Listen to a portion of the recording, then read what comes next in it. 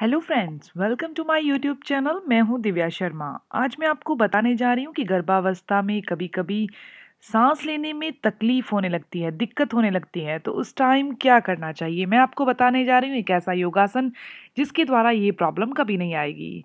गर्भावस्था के दौरान ऐसे होता है कि सांस की ज़रूरत भी ज़्यादा होती है क्योंकि पेट में बच्चा पल रहा है।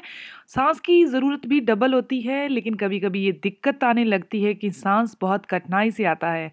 और माँ को ऐसे फ़ील होता है कि हमेशा घर से बाहर रहे ताकि खुले वातावरण में रहे ताकि उसको साँस आसानी से आ सके। लेकिन हमेशा ऐसा तो नहीं किया जा सकता कि घर से बाहर ही रहा जाए। कमरे में रहना बहुत मुश्किल आता है, ऐसे लगता है कि हमें साँस बहुत प्रॉब्लम आ रही है साँस लेने में। इसलिए आपको क्या करना चाहिए, मैं आज आपको एक ऐसा योगासन बताने जा रही हूँ जिसके द्वारा आपको ये प्रॉब्लम नहीं आएगी और साथ में बताया जाएगा कि इसके क्या-क्या बेनिफिट हैं। इस आसन का नाम है अश्वत्थासन। अश्वत्थासन में आपने क्या करना है, सीधे खड़े हो जाना है।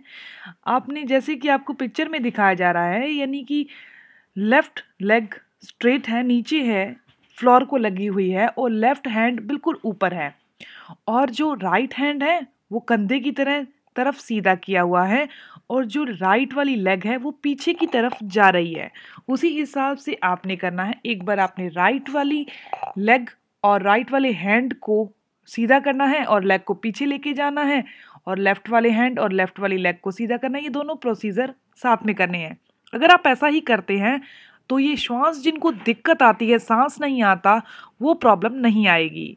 इस आसन को करने से हमारे अंदर ज़्यादा ऑक्सीजन जाएगी और जो नाइट्रोजन है वो ज़्यादा बाहर निकलेगी और शरीर जो होगा वो सुंदर और सुडौल भी बनेगा, यानी कि जो सांसों का प्रोसीजर है वो बिल्कुल सही चलेगा। ये इन्फॉर्मेशन बहुत खास है उन प्रेग्नेंट लेडी के लिए जिनको भी ये प्रॉब्लम आती है।